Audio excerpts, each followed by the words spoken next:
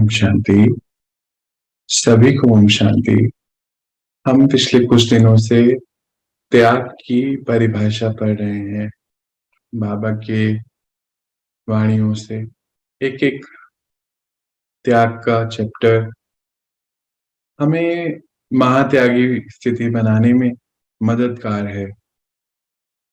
तो जैसे हम देखते भी हैं कि हर मनुष्य आत्मा अपने भविष्य की बहुत चिंता करती है, बहुत अच्छा भविष्य भी बनाना चाहती है, परंतु पुरानी कुछ बातें छोड़ना नहीं चाहती, पिछली बातें छोड़ना नहीं चाहती, पुराने काम करने का तरीका छोड़ना नहीं चाहती।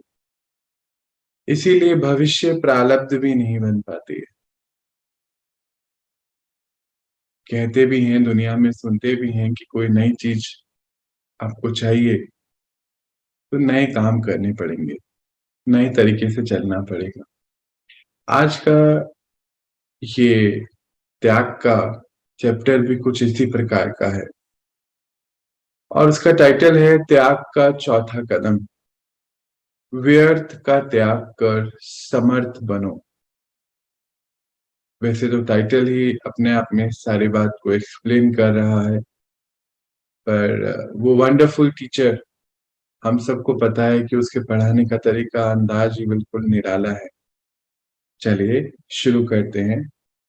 आज परमात्मा अपने सर्व विक्रमजीत अर्थात विक्रम सन्यासी आत्माओं को देख रहे हैं। श्रेष्ठ आत्माएं तो बनना अर्थात श्रेष्ठ कर्म करना, श्रेष्ठ आत्मा बनना अर्थात श्रेष्ठ कर्म करना और विक्रम का संन्यास करना।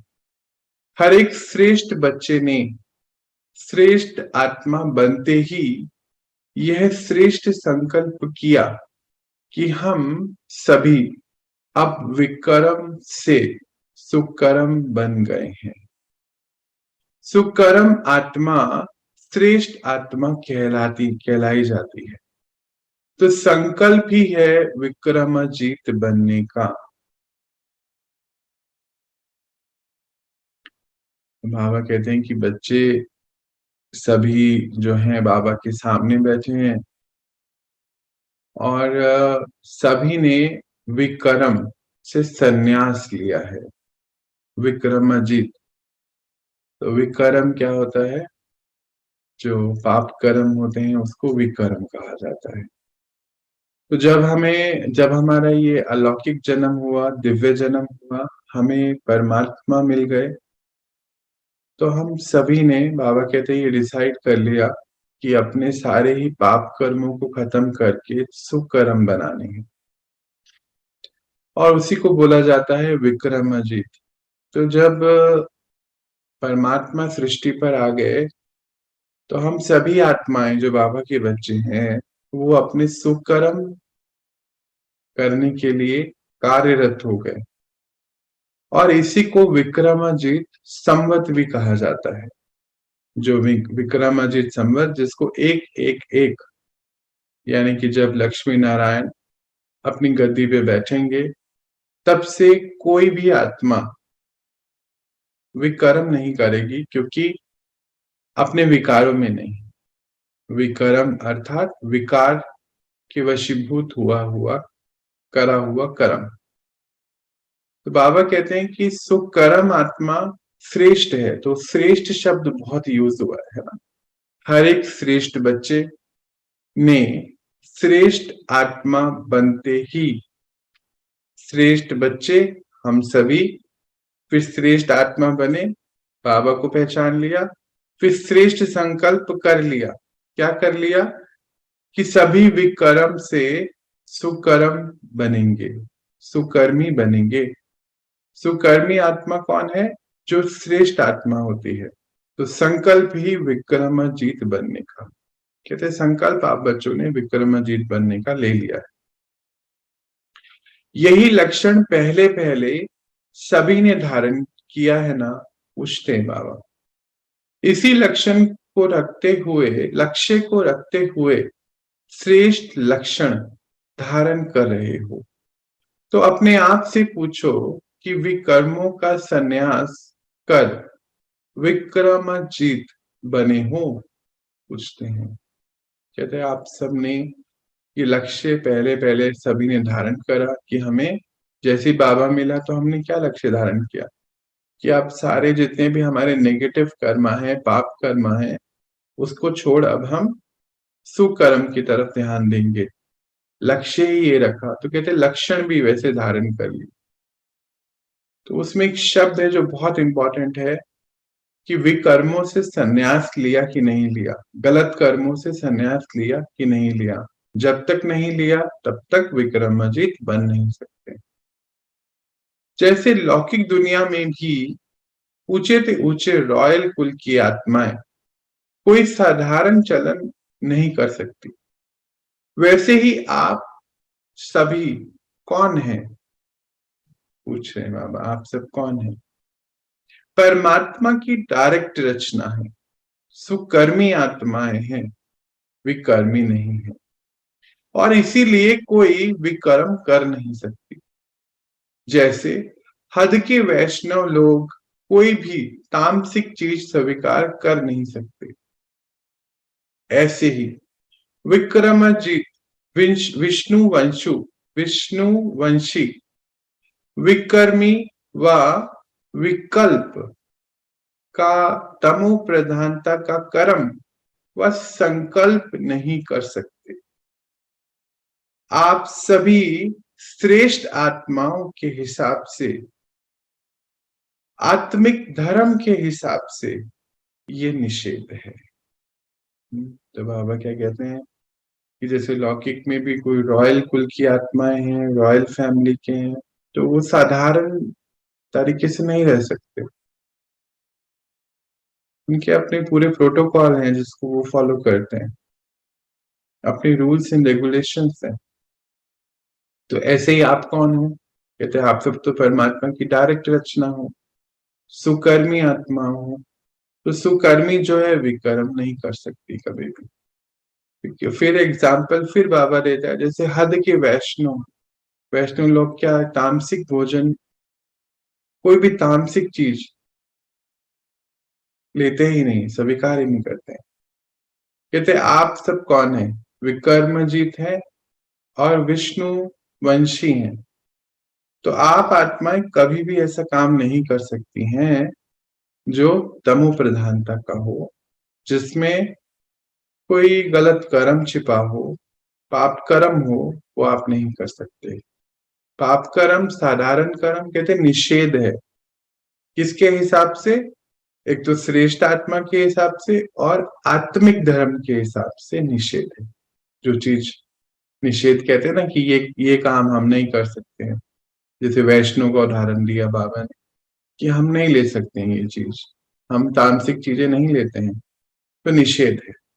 उस हिसाब से ही चलना है बाबा के। जानते तो सभी हैं और मानते भी सभी हैं, लेकिन चलते नंबर वन है।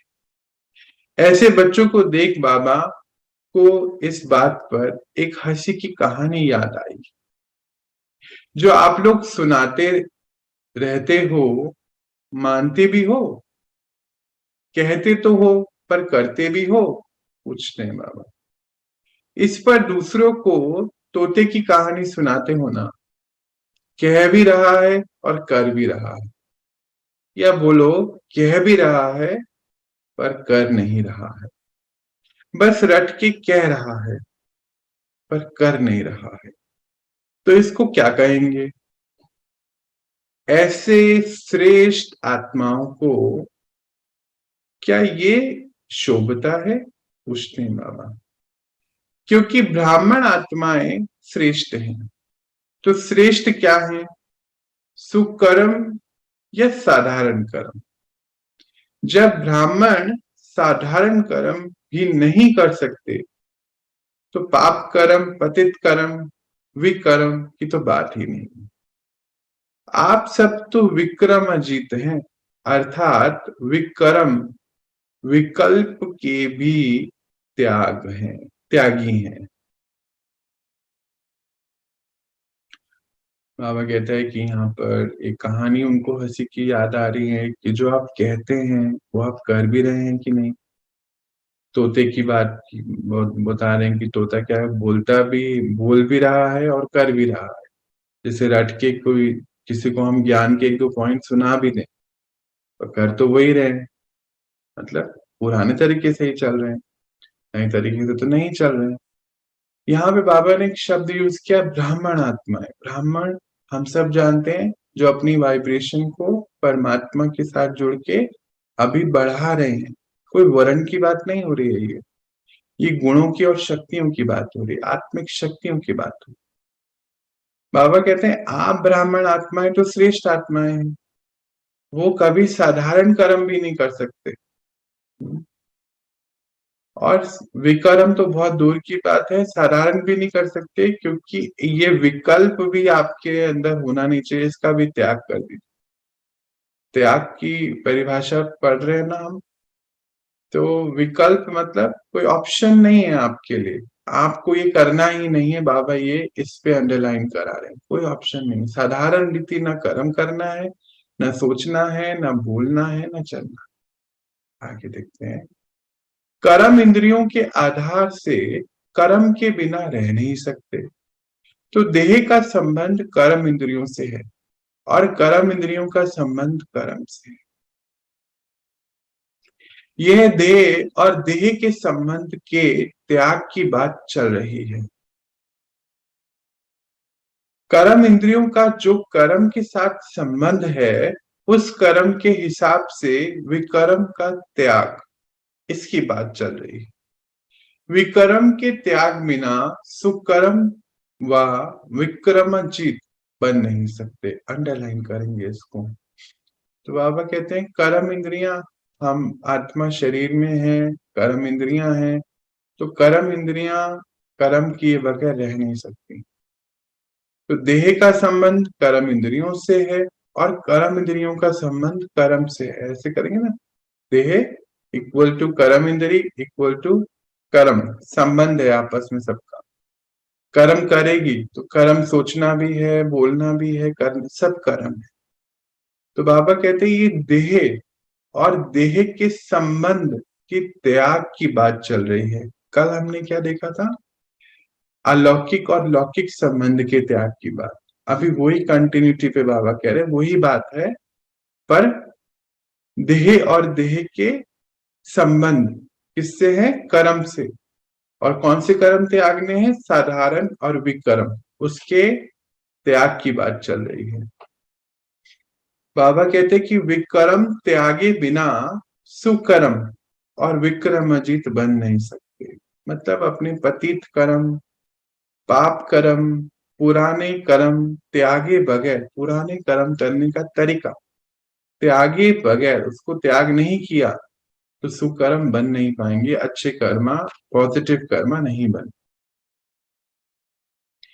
किसी भी विकार के अंश मात्र के वशीभूत होकर कर्म करना अर्थात विकर्म करना।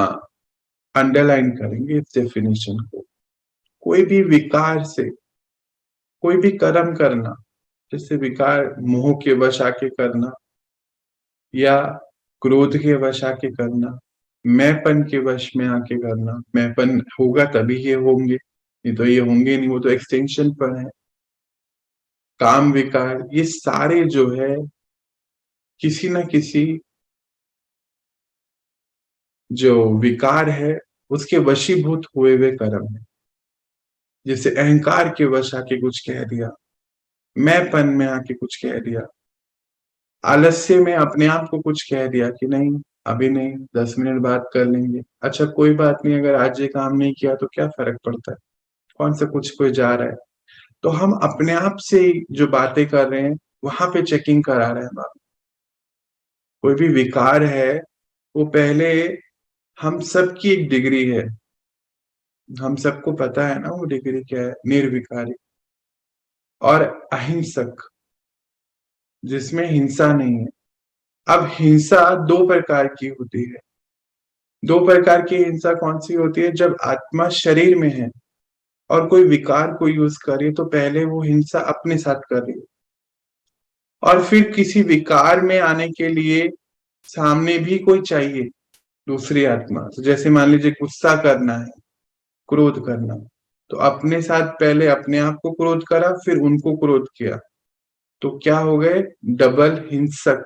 बाबा कहता है डबल अहिंसक बनना है। फिर मान लीजिए काम विकार, तो पहले स्वयं के साथ हो रहा है, फिर दूसरी आत्मा के साथ, तो फिर डबल हिंसक हो गए। बनना है डबल अहिंसक। अब ऐसे सारे विकारों को डिटेल में जाना है। तो बाबा कह रहे हैं अगर अंश मात्र भी छूटा हुआ है, उसके वशीभूत है, कोई कर्म कर रहे हो, लालच के वशीभूत आके कर रहे हो, मोह के वशीभूत आके कर रहे हो, तो फिर वो विकर्म होगा, सुकर्म नहीं कहलाए। अगर रॉयल रूप में विकार है, वह सूक्ष्म अंश मात्र है, तो ऐसी आत्मा सदा सुकर्मी बन नहीं सकती। रॉयल रूप में तो प्रत्यक्ष है, जैसे कि पहले से अभी हमारी भाषा चेंज हो गई है। एक एग्जाम्पल है, जैसे कि मान लीजिए पहले हम कुछ बातें करते थे, कुछ गलती करते थे, तो पता था गलती कर रहे हैं, हो जाती थी क्योंकि पैटर्न था। पर अभी भी हम वही गलती करते हैं, और उसका नाम हमने बहुत अच्छा रखा है। क्या है? कि वो मेरी स्थिति अच्छी नहीं थी, है ना, ज्ञान में आ गए ना। तो उसका नाम हमने चेंज कर दिया कि नहीं, मेरी स्थिति अच्छी नहीं थी, मन बुद्धि में कुछ चल रहा था, ऐसा हम कहते। तो रॉयल रूप के विकार हैं, विकार सारे वही हैं, पर अभी हमने उसका नाम शब्द चेंज कर दिया, नाम चेंज कर दिया ना। स्थिति अच्छी नहीं थी, या हमारी बुद्धि व्यर्थ में थी, या हमें ध्यान नहीं रहा, तो हमने क्या किया? किया तो वही, पर ये रॉयल रूप में विकार है। फिर अंश मात्र में क्या है? सूक्ष्म रूप में हमने सबने देखा था कि जैसे काम विकार, काम विकार तो चलो हट गया, पर सूक्ष्म कामनाएं रह गई। चलो क्रोध में थोड़ा तो ठीक हुआ, पर आंखें दिखाना, बात ना करना, मुंह फेर लेना, ये भी क्रोध का सूक्ष्म है। अब ऐसे ही सारी सूक्ष्म विकारों की लिस्ट अगर हम बनाएं, चेकिंग करें अपने अंदर, तो बहुत सारी चीजें जो है निकल सकती हैं। तो चलें एक सेकंड के लिए हम नेचुरली साइलेंस में, चलिए चलते हैं, आ जाए। चेक करें कि क्या रॉयल रूप में मैं कोई विकार को यूज तो नहीं कर रही हूँ आत्मा, या कोई सूक्ष्म रूप में, जैसे अहंकार कहीं यूज हो रहा है किसी के प्रति, मैंपन कहीं यूज हो रहा है, हम किसी को स्वीकार नहीं कर पा रहे हैं, ड्रामा प्लान अनुसार कोई जीवन में है, और उसको एक्सेप्टेंस नहीं, हमारे लिए उस आत्मा का कोई अस्तित्व ही नहीं है, ऐसा तो नहीं चल रहा है।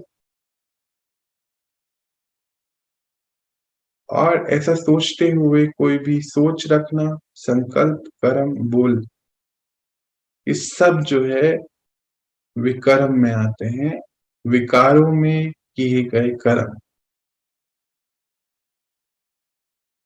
चेक करिए,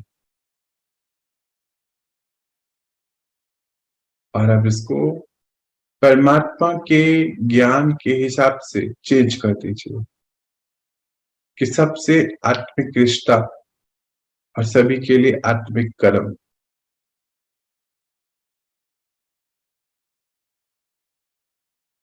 ओम शांति। लौटे अपनी स्थिति में। तो अभी हमने चेकिंग करी कि कहीं हम रॉयल रूप तो नहीं दे रहे अपने विकारों को, या सूक्ष्म में भी जाके चेकिंग करी और शिफ्ट किया इसको। तो शिफ्ट करना है, आज इस दिन भर हम इस पे चिंतन करके शिफ्ट करेंगे। आगे बाबा क्या कहता है? अमृत वेले से लेकर हर कर्म में चेक करो कि सुकर्म किया वह व्यर्थ कर्म किया, वह कोई विकर्म भी किया। सुकर्म अर्थात श्रीमत के आधार पर कर्म करें। अंडरलाइन करेंगे, सुकर्म अर्थात श्रीमत, जो बाबा ने हमें कितनी श्रीमत दी है ना, कितनी मर्यादा है सुबह उठने से लेके खाने-पीने की, रोज पढ़ाई करने की, कितनी मर्यादा है। तो हम अपने जब जो भी कर्म करें रात को सोने से पहले उसकी चेकिंग करें कि श्रीमत के हिसाब से है, क्योंकि हर चीज के लिए बाबा ने श्रीमत दी है। श्रीमत के आधार पर किया हुआ कर्म स्वतः ही सुकर्म के खाते में जमा होता है। तो सुकर्म और विकर्म को चेक करने की विधि ये सहज है। इस विधि के प्रमाण सदा चेक करते चलो और अपने जीवन का भाग्य बनाते चलो। जीवन में भाग्य अभी इस जन्म का भी और अगले 20 जन्म का भी भाग्य बनाते चलो। क्या करो, सुबह से लेके लास्ट रात तक जो भी कर्म करे उसको श्रीमत के आधार पे चेक करो। बाबा कहते सबसे इजी है वो, आपको पता चल जाएगा कि यहाँ गलत हुआ है या सही हुआ है। फिर बाबा कहते कि अमृत वेले से उठने के कर्म से लेकर रात के सोने तक हर कर्म के लिए श्रीमत मिली हुई है। अमृत वेले में कितने बजे उठना चाहिए, उस समय क्या करना चाहिए, क्या नहीं करना चाहिए। जैसे बाबा की याद में बैठे हैं तो बाबा कहता है कि ऐसा नहीं हो कि आपको आपके मित्र, संबंधी, खाने पीने, कपड़े, घर बार ये याद आ रहा है। फिर पढ़ाई के समय की बात कहते हैं, बाबा कहते हैं पढ़ाई करते हुए संकल्प भी इधर उधर ना जाए, पूरा अटेंशन पढ़ाई पे हो। वहां पे बॉडी लैंग्वेज के ऊपर भी बाबा ने बहुत ध्यान खिंचवाया है कि कुछ पढ़ते हुए हिलते डुलते रहते हैं, क्लास सुन रहे हैं, आगे पीछे, आंख उधर, मुंह नीचे, मतलब संकल्प रूपी संकल्प जो है इधर उधर जा रहे हैं। कर्म इंद्रियों पे पूरा कंट्रोल नहीं है, ये भी एक श्रीमत दिया है बाबा ने। फिर खाने पीने, खाना खाने बैठे हैं तो बाबा की याद में खाना बनाना भी होना चाहिए और खाना खाना भी होना चाहिए। बाबा बहुत अटेंशन खिंचाता है कि खाना कैसे बना रहे हो। हम शांति स्वरूप आत्मा है, ऐसा ना हो कि बिल्कुल मतलब कि अशांत होके खाना बना रहे हैं। जैसे कई बार क्या होता है कि कोई सामान किधर रख दिया, कोई किधर, खाना बनाया, एक एक चीज बनाई और पूरा किचन ऐसे बुरे हाल में कर दिया, तो कुछ साधारण आत्मा नहीं है, रॉयल फैमिली की रॉयल आत्मा है। ये इधर गिरा दिया, वो वहां खुला छोड़ दिया, उस एक चीज को उठाया उसको वहां रख दिया, ये श्रीमत नहीं है। चेक करके चेंज। फिर चल कैसे रहे हैं, चलना भी बहुत रॉयल तरीके से, ऐसे तो नहीं अशांत तरीके से चल रहे हैं, भाग रहे हैं, ये नहीं करना है, जिसको हड़बड़ी जिसको कहते हैं। हर कर्म की श्रीमत है। अच्छा खाना बन गया तो खाना कैसे है, बाबा की याद में खाना है, ऐसा तो नहीं किसी और के साथ बैठ के बातें करते हुए खा रहे हैं। बैठे सब इकट्ठे हैं पर आप बाबा के संग हैं। फिर बैठना कैसे है, बोलना कैसे है। अब जैसे कई बारी हम गलत तरीके से बैठ जाते हैं, तरीका भी राइट नहीं होता, तो चेक करो कि रॉयल फैमिली के बच्चे ऐसे हो सकते हैं क्या। खाना कैसे खा रहे हैं ये भी चेक करना है। कपड़े कैसे पहने हैं इसकी भी श्रीमत है, बाबा ने दी है कि कपड़ा कैसा हो, चेक करो कहीं फटा तो नहीं है, उसको बिल्कुल करेक्ट करो। ये नहीं कह रहे बाबा की फेंको, पर ऐसा भी ना हो कि फटे पहन के घूमते रहो। हर बात पे श्रीमत है। याद है ना हमने 96 श्रीमत पढ़ी थी, एक एक बात पे श्रीमत है कि सोचना कैसे है, बोलना कैसे है, हंसना भी तेज नहीं है। बाबा कहते रावण की हंसी नहीं होनी चाहिए। आप क्या बन रहे हैं, देवी देवता बन रहे हैं। चेहरा कैसा होना चाहिए, बाबा कहता है कि आप जब कोई व्यापारी है होता, वो अपना विजिटिंग कार्ड छपवाते हैं, देते हैं, और आपका आपको विजिटिंग कार्ड की जरूरत नहीं है, क्योंकि चेहरा ही विजिटिंग कार्ड है। तो चेहरा कैसा होना चाहिए, आंखें शांतिमय, चेहरा चैतन्य स्वरूप होना चाहिए, आवाज बिल्कुल मध्यम होनी चाहिए, उसके बाद मधुरता होनी चाहिए, हर्षित मुक्ता होनी चाहिए। कितनी बातों में बाबा ने हर चीज के लिए श्रीमत दी। हमें समझना है इस बात को, ऐसे नहीं छोड़ देना है। कहते हर कर्म के लिए मैंने श्रीमत दी हुई है। उठना कैसे, बैठना कैसे है, कैसे बोलना, कैसे चलना, वस्त्र कैसे, खाना कैसा और खाना भी कैसे, हर बात पर उठने से लेके रात तक श्रीमत दी हुई है। हर अपने कर्म को श्रीमत प्रमाण मैच करते जाओ, अर्थात व्यर्थ को खत्म करते जाओ, विकर्म को त्याग करते जाओ। व्यर्थ विकर्म को खत्म और त्याग करते जाओ। तो इस संबंध का त्याग श्रेष्ठ त्याग कहलाता है। व्यर्थ का भी त्याग करना पड़े, क्योंकि आप बच्चे ऊंचे से ऊंचे पढ़ाई पढ़ रहे हैं। ये पढ़ाई आपको रॉयल कुल में लेकर जा रही। ये पढ़ाई कुछ साधारण या लौकिक पढ़ाई नहीं है, ये अलौकिक बनने की पढ़ाई है। और परमात्मा पिता बैठ पढ़ा रहे हैं। तो समझा क्या करना है? अंडरलाइन।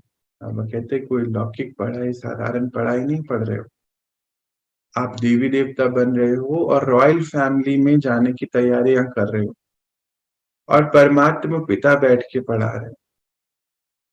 तो इसकी वैल्यू करनी है। कई समझते हैं कि तो क्या हो गया, बाबा तो रोज एक ही बात कहता है। लगता है बाबा अनेक युक्तियां देके कहता है। बच्चे, बाबा आपको युक्ति देके या यूं ही कोई बात नहीं बता रहा। इस समय आपको आखिरी अटेंशन दिला रहा है।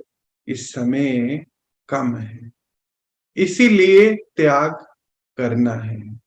त्यागी मूर्त ही वरदानी मूर्त बनते हो, इसीलिए त्याग करना है।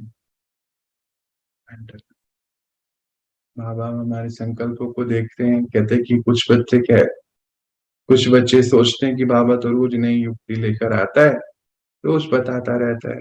वो कहते हैं ऐसे नहीं बता रहा हूं मैं, हाँ अटेंशन दिला रहा हूं तुम लोगों को समय की, कि समय कम है, इसको बदलो, त्यागी बनो। आगे देखते हैं। कई समझते हैं कि कोई विक्रम तो नहीं किया, आज दिन भर कोई भूल नहीं करी।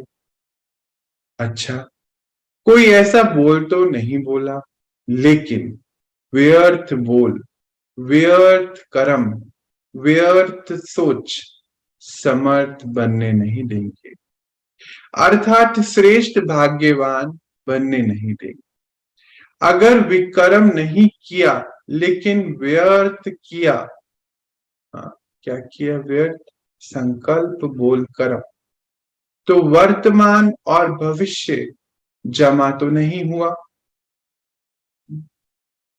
और वर्तमान और भविष्य जमा ना होने के कारण खुशी की प्राप्ति, शक्ति की प्राप्ति नहीं हुई।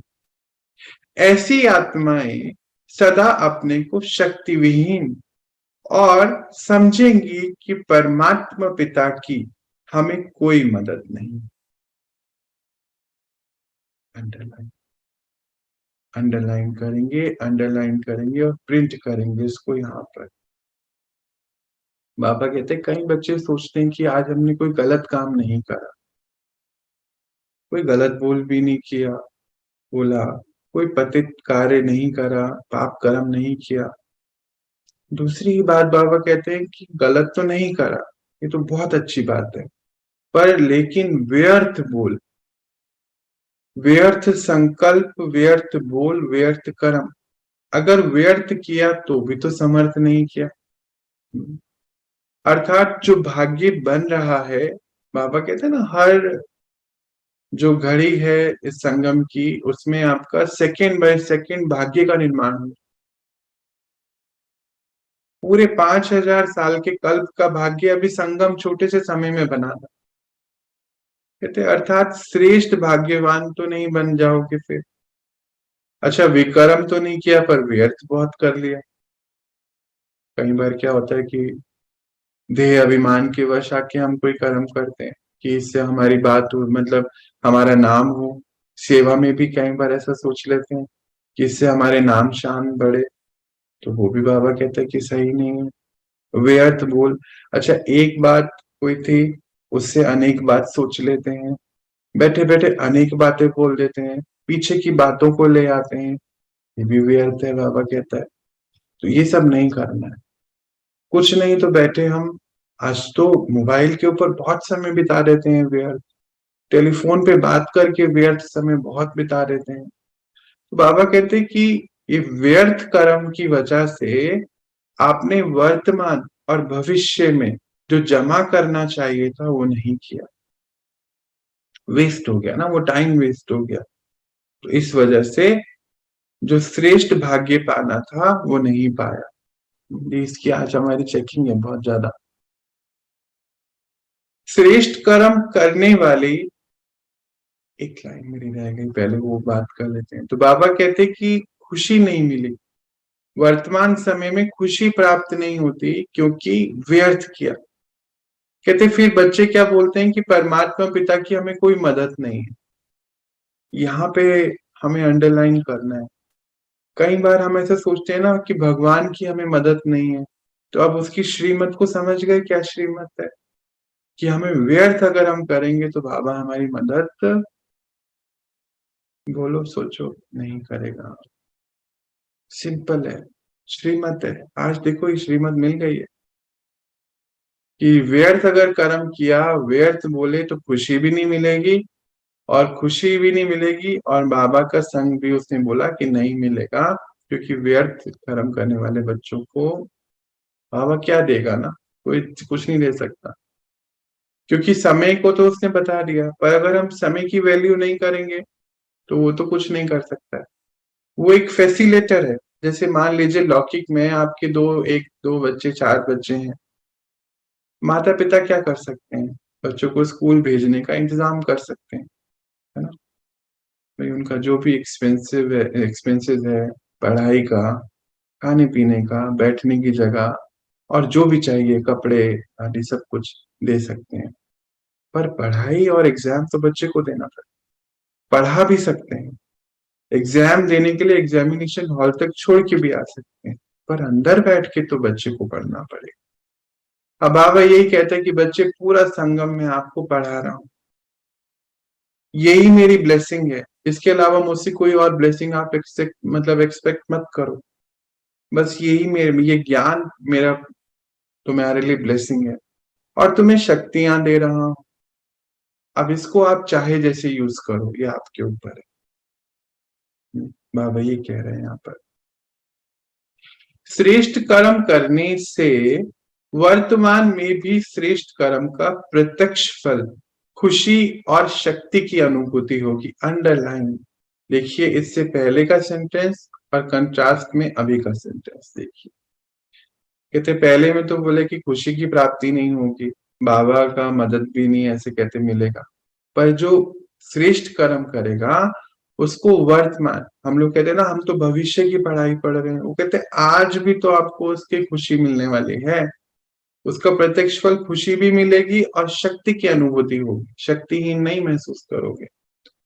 स्वयं के प्रति भी प्रत्यक्ष फल मिल जाता है, और दूसरे भी ऐसे श्रेष्ठ, पूरी बात को बहुत ध्यान से समझेंगे, और दूसरे भी ऐसी श्रेष्ठ कर्म करने वाली आत्माओं को देख पुरुषार्थ के उमंग उत्साह में आते हैं कि हम भी ऐसा बन सकते। तो अपने प्रति प्रत्यक्ष फल और दूसरों के प्रति सेवा हो जाती, डबल जमा हो गया ना। तो वर्तमान के हिसाब से भविष्य तो जमा हो ही जाता है, क्योंकि वर्तमान पर अटेंशन है। अंडरलाइन, बाबा कहते हैं कि जो ये भविष्य की बात नहीं है, आपको इस समय भी खुशी मिलेगी अच्छे कर्म करके, शक्ति का अनुभव होगा, है ना। देखो गलत कर्म करेंगे तो झूठ बोलना भी पड़ता है बचाने के लिए, बहुत चीजें करनी पड़ती हैं, पर अगर अच्छे कर्म कर रहे हैं, सही कर्म कर रहे हैं, तो बहुत अच्छे से बता सकते हैं, शक्ति भी आती है। तो दोनों बातें हैं। कहते हैं स्वयं के प्रति उसका प्रत्यक्ष फल तो है ही, जो है कि भाग्य भी बनता है उससे। दूसरा, खुद को खुशी मिली, शक्ति मिली, ये तो अपने प्रति हुआ। आपको सैंपल देख अनेक आत्माओं को आपके जैसे बनने का विचार आता, वो आप अपना पुरुषार्थ तेज कर सकते हैं, उमंग उत्साह में आ जाते हैं। तो उसका प्रत्यक्ष फल क्या हुआ कि उनकी सेवा हो गई। तो आपको मिली खुशी और शक्ति, और आपको अपना काम करने से, देखो कितना वंडरफुल है, बाबा कैसे बता रहे हैं युक्ति से, है ना, कि आपको अपनी सेवा करके दूसरों की सेवा करने का मौका मिला, तो अपने लिए भी जमा हुआ और भविष्य के लिए भी जमा हुआ, और खुद के लिए खुशी और शक्ति भी अभी मिल गई। क्यों लोग कहेंगे कि अरे देखो वो ऐसा कर रहे हैं, हम भी कर सकते हैं, हमें भी करना चाहिए। तो कहते हैं वर्तमान के हिसाब से भविष्य भी जमा हो रहा। इस हिसाब से देखो कि अगर व्यर्थ अर्थात साधारण कर्म किया तो कितना नुकसान हुआ। जब पद्मो पदम भाग्य बना, तो नुकसान भी तो पद्मो पदम। तो ऐसे कभी नहीं सोचो कि साधारण कर्म किया तो क्या हुआ, ये तो होता ही है। श्रेष्ठ आत्मा का हर कदम श्रेष्ठ, हर कर्म श्रेष्ठ, कदम कर्म, हर बोल श्रेष्ठ, हर संकल्प श्रेष्ठ, क्योंकि है ही श्रेष्ठ पिता की श्रेष्ठ संतान। अंडरलाइन कर लेंगे, बहुत गहराई में जाएंगे। चलिए हम साइलेंस में चलते हैं कुछ देर नेचुरली, और बैठते हैं कुछ देर अपने साथ। बाबा कहता है कि साधारण कर्म किया तो क्या हो गया, ऐसा हम सोच लेते हैं। नहीं, कहते हैं आपका पद्मो पदम भाग्य बन रहा है। पद्मो पदम का अर्थ होता है एक के पीछे 15 जीरो। अब इसको कैलकुलेट कर लीजिए। तो अगर एक सेकंड में हमने गलत बोल बोला जिसमें किसी का कोई कल्याण नहीं है, तो फिर उस बोल का इफेक्ट क्या हुआ, एक के पीछे 15 जीरो। इतनी नेगेटिविटी हमने अपने भाग्य में लिख ली उसी समय। हमने कोई गलत कर्म कर दिया जिसमें सभी का कल्याण ना हो, तो आप समझ लीजिए उस कर्म की जो भोगना है, एक के पीछे 15 जीरो, उतने गुणा हमने लिख लिए अपने भाग्य में।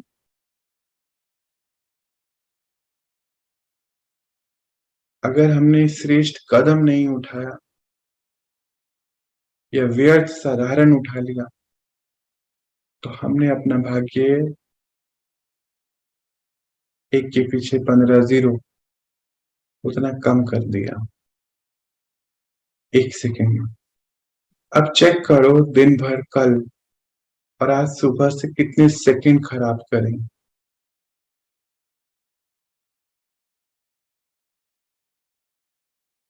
और अब चेक करके प्रॉमिस करो अपने आप से कि अब हम ऐसा नहीं करें,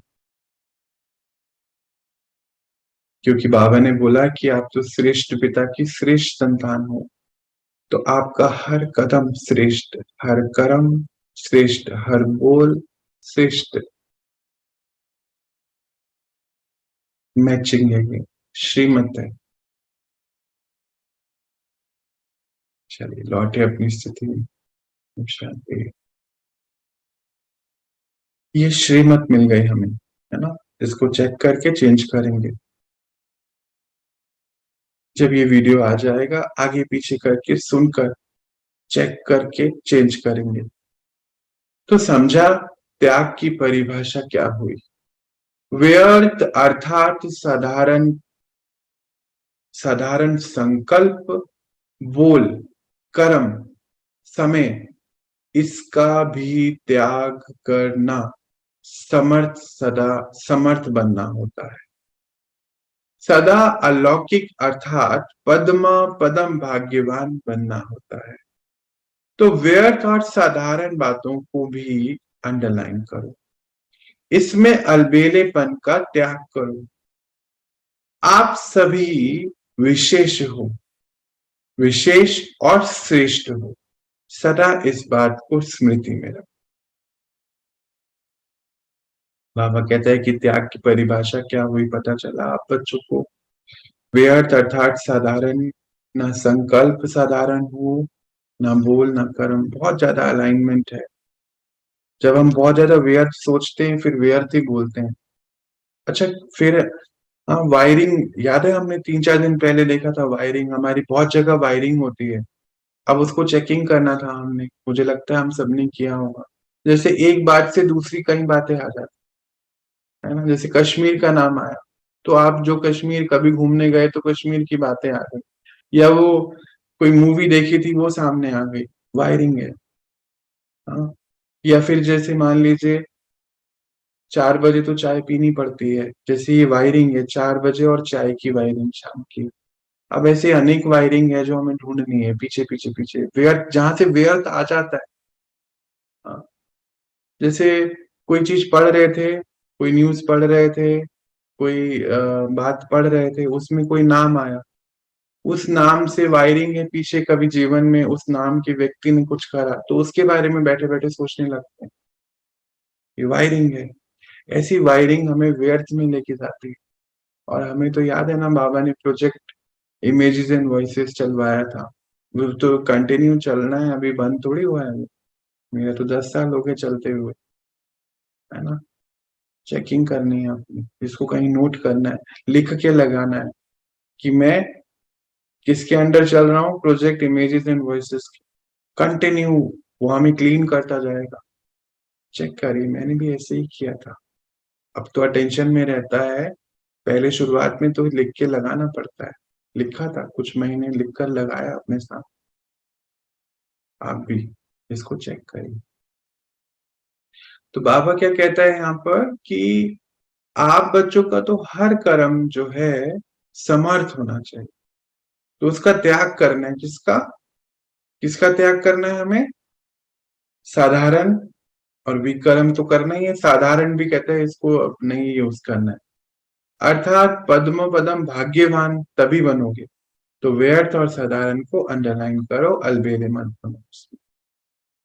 क्योंकि आप सभी श्रेष्ठ आत्माओं का विश्व के, बहुत इंपॉर्टेंट आगे के पैराग्राफ हैं, इसको बिल्कुल आत्मिक स्थिति में बैठकर सुनना है। बाबा जो अब बताने जा रहा है। क्योंकि आप सभी श्रेष्ठ आत्माओं का विश्व के मंच पर हीरो और हीरोइन का पार्ट है, एक्टर एंड एक्ट्रेसेस का। ऐसे हीरो पाठधारी आत्माओं का एक एक सेकंड, एक एक संकल्प, एक एक बोल, एक एक कर्म हीरे से भी ज्यादा मूल्यवान है। अगर एक संकल्प भी व्यर्थ हुआ तो जैसे हीरे को गवा दिया।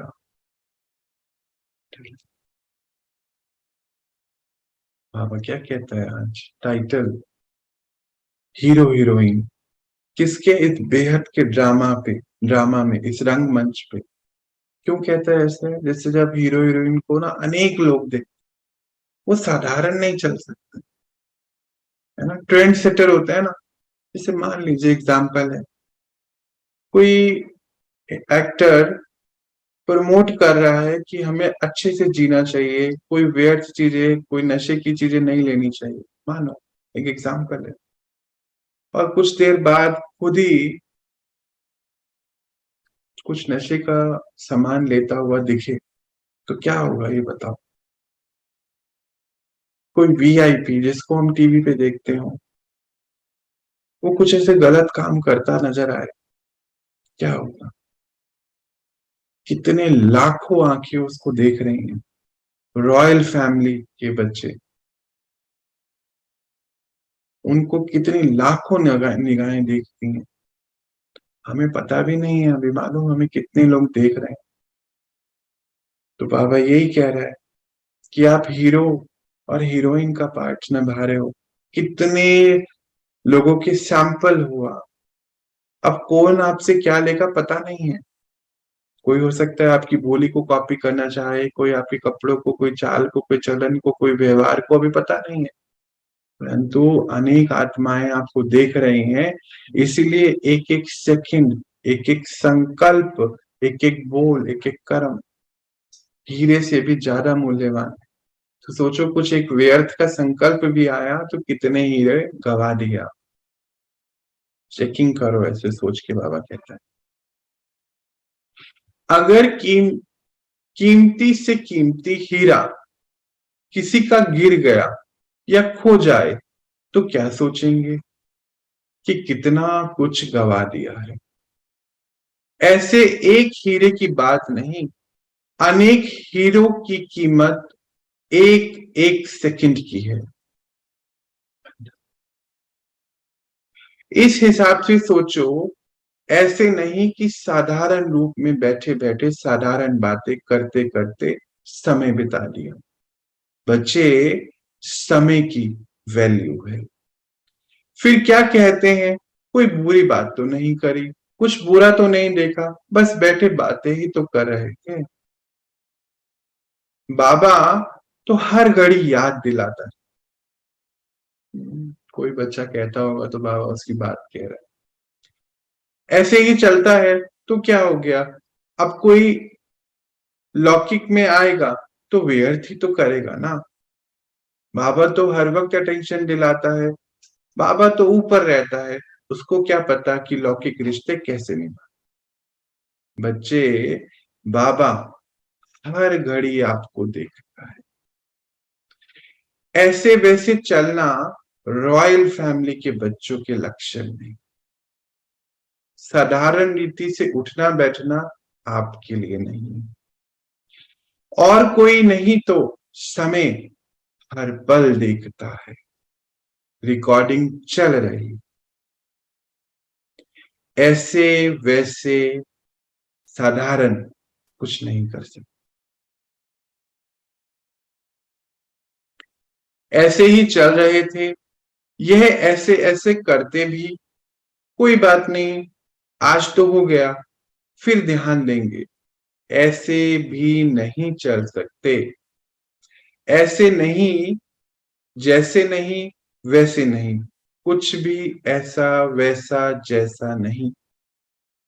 कुछ भी अमूल्य कार्य नहीं सोच कर सकते। आप मूल्यवान बच्चे हो, आप अनमोल हो, क्योंकि अनमोल रतन। अब इसको मैं बताऊंगा ही नहीं, क्योंकि जो बाबा ने बोला है ना, वो वही है। इसको क्या समझना है, सब समझ चुके हैं हम, हमारे ही संकल्प पढ़ के बता रहा है बाबा। कहते कितने कीमती हीरे गिर गए, क्या होगा। अब यही हमें सोचना है आज, है ना। तो अपना जो है चार्ट बनाना है। अब इसका आगे की बात समझते हैं। उसी के एक्सटेंशन में वो समझा रहा है कि क्यों है इतनी कीमत। आपके जड़ चित्रों का भी कितना मूल्य, एक सेकंड के दर्शन का मूल्य है ना। आपके एक संकल्प का भी इतना मूल्य है, जो आज तक आपके वरदानों को लेने के लिए भक्त आत्माएं कितनी लंबी लंबी लाइनें लगाती। एक सेकंड ही सही, सिर्फ दर्शन दे दो। ऐसे दर्शन लेने के लिए हजारों लाखों कदम चल कर आती, नंगे पैर चल के आती, और सुच्चे मुख, यानी कि कुछ खाया भी नहीं होता है, सुच्चे मुख आती है। बच्चे, एक सेकंड का दर्शन होता है, कितनी वैल्यू, समय की वैल्यू, वरदान संकल्प की वैल्यू, आपके बोल की वैल्यू है। आज भी दो वचन सुनने के लिए चात्रक आत्माएं इंतजार करती है। चेक करो आप क्या करती हैं।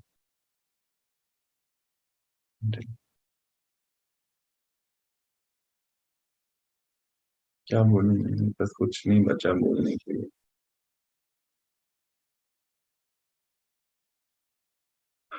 साइलेंस में चलते हैं, सोचते हैं। चलिए बैठिए साइलेंस में कुछ सेकंड्स के लिए। जो बाबा ने बोला है इस दृश्य को इमर्ज करें। देखो ना, ज्ञान से पहले तो मंदिरों में हम भी जाते थे ना। कैसे भक्त आत्माएं, धूप है, याद है ना कितनी लाइनें लगी होती है मंदिर। और अब तो कलयुग के अंत तक तो लड़ाइयां तक हो जाती हैं कि हमें दर्शन नहीं दिए भगवान। एक वरदान पाने के लिए कैसे आते हैं लाइनों में बाबा। कहते हैं वरदान क्या है, आपका संकल्प। दर्शन क्या है, आपका समय। चेक करो कि क्या कर रहे हो। कहते इतनी वैल्यू है आपकी भूल की और आपके संकल्प की। अब उसको आज लेकर आओ और चेक करो अभी क्या कर रहे हो और चेंज करो।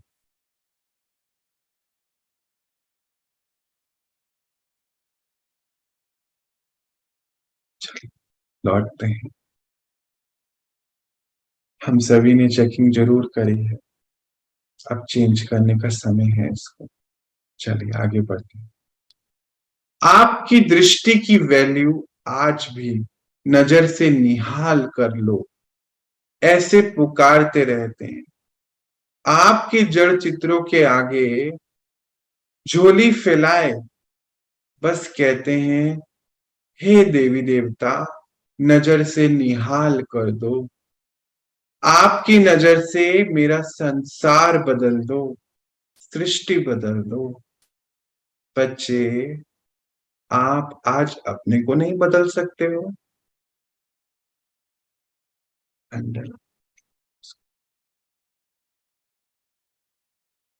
कहते आपकी दृष्टि की वैल्यू है, आज भी नजर से निहाल कर दो। झोली फैलाए खड़े रहते हैं, पुकारते हैं कि हे देवी देवता आप अपनी दृष्टि से मेरी सृष्टि बदल दो। कहते हैं ना संसार ही बदल दो मेरा।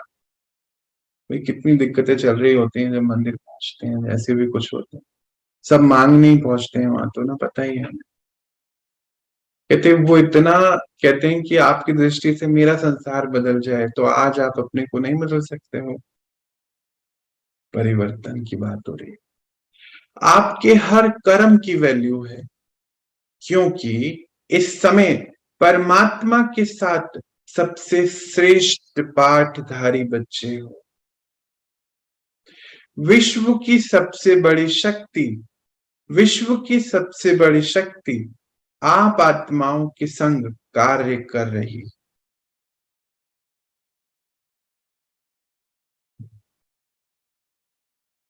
बाबा के साथ श्रेष्ठ कर्म का वर्णन करते गदगद होते हो ना।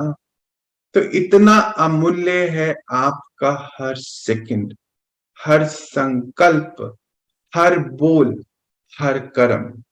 तो अपने मूल्यों को जान, व्यर्थ और विकर्म व विकल्प का भी त्याग करो।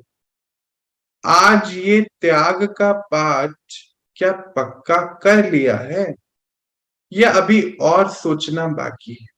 पूछते हैं बाबा, पूछ रहे हैं सवाल। कहते कि इस समय परमात्मा के साथ कितना बड़ा रोल निभा रहे हो, कि परमात्मा के कार्यों में लगे हो, कितना खुश होते हो ना कि हम बाबा का कार्य कर रहे हैं, सेवा कर रहे हैं। तो इतना अमूल्य समय है आपका, हर सेकंड कितना कैसा है, हर संकल्प अमूल्य है, कितना मूल्यवान है, हर बोल हर कर्म। तो व्यर्थ और विकर्म का विकल्प भी त्याग दो। कहते पक्का कर लिया पाठ की नहीं किया। बिल्कुल लास्ट में हम पहुंच गए हैं। ऐसे ही, ऐसे, वैसे, ये शब्द अलबेलेपन का भी त्याग करो। ऐसा तो चलता है, उसने ऐसा किया तो हमें भी ऐसा बोलना पड़ता है। वो ऐसे बैठे तो उसके साथ थोड़ी देर तो बैठना पड़ता है। कोई सामने वाला आए, बात करे, बातें तो करनी पड़ती है। बच्चे भक्त लाइनों में इंतजार करते। आप चैतन्य स्वरूप हो, आप साधारण रीति नहीं उठ बैठ सकते। कुछ भी चालू भाषा चालू काम नहीं कर सकती। यह चालू भाषा, चालू चलन, चालू काम आज ही छोड़ दो।